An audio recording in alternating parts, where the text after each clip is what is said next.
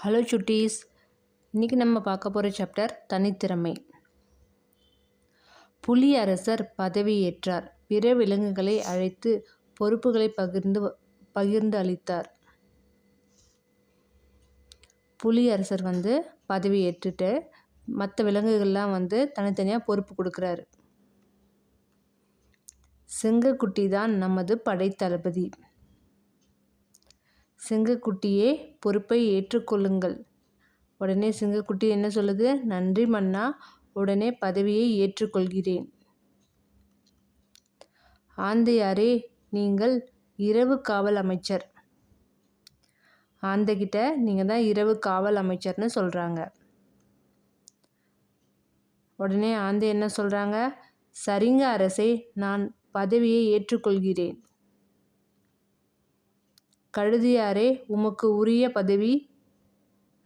அரசே அரசே, இந்த கழுதை ஒரு முட்டாள், இதனால் எந்த ஒரு பயனும் இல்லை. அதுக்கு உடனே சிங்கராஜா என்ன சொல்றாரு? அப்படியா?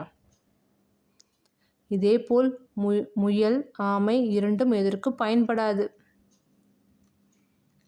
ஆமை ஒரு சோம்பேறி, அது எப்பொழுதும் மிக மெதுவாக செல்லும். முயல் எதை பார்த்தாலும் மிரண்டு ஓடும். அவரவருக்கு ஏற்ற வேலையை கொடுப்போம். ஆமை பொறுமையாக இருந்து காரியத்தை சாதிக்கும், அதனால் சமையல் வேலை செய்யட்டும். முயல் அதிவேகமாக ஓடும், எனவே தேவையான பொருட்களை சேகரித்து விரைவாக கொண்டு வந்து சேர்க்கும் வேலையை செய்யட்டும். கழுதை பகைவர்கள் வரும்போது தனது உரத்த குரலில் எச்சரிக்கும் பணியை கவனிக்கட்டும். சிங்கராஜா ஒவ்வொருத்தருக்கும் ஒவ்வொரு பதவி கொடுக்குறாரு. யாரையும் குறைவாக எடை போடக்கூடாது, அவர்களிடம் உள்ள திறமையை அடையாளம் காண வேண்டும் அப்படின்னு சிங்கராஜா சொல்றாரு. நீங்கள் சொல்வது சரிதான் அரசே, இப்போதுதான் நான் தெரிந்து கொண்டேன்.